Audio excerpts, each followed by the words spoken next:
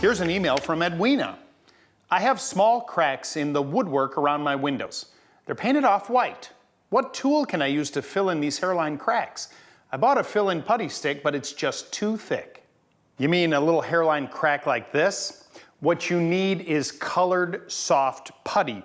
Minwax makes a whole line of these, and they make them in browns, different shades of browns, white, off-white. You just got to get the right color. Now you're going to use a very expensive tool to apply it called your finger.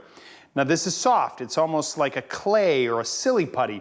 And you're going to take this and try and fill in that crack. You're going to go back and forth perpendicular to the way the crack is, and then wipe it away cleanly with your other finger. And if you do it right and you get the right color, you might not even have to paint it. Here's a question from Lois in Arkansas. How do you paint a kitchen Formica countertop to look like granite?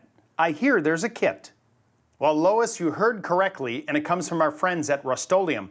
It's called Countertop Transformations, and it's the best $250 you're ever going to spend. This material is similar to what's coated on the hulls of icebreakers in the North Atlantic. I'm not kidding about that. It's a process, though. It's a weekend project that you're going to do in your kitchen. You prep the existing countertop, you put down a primer, you put down the paint, you put down these chips that kind of give you that granite look. And then there's a top coating that goes over the entire surface. Comes in a bunch of different colors, and it literally will transform your countertops. Man, your kitchen's gonna look great. Hi Lou, I'm Joe from New Jersey, and my question is how to install decorative stone over a foundation. I want to know if it's a do-it-yourselfer project, or what are the steps involved, or is it something that I as a homeowner can tackle on my own?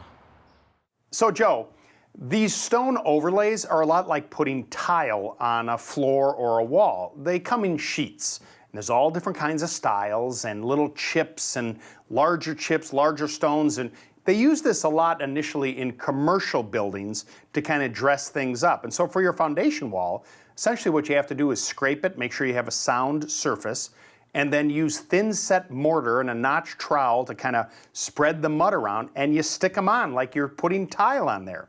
If you've ever done any tile work and you're confident with that, you can do this as well, and you'll be amazed at the results.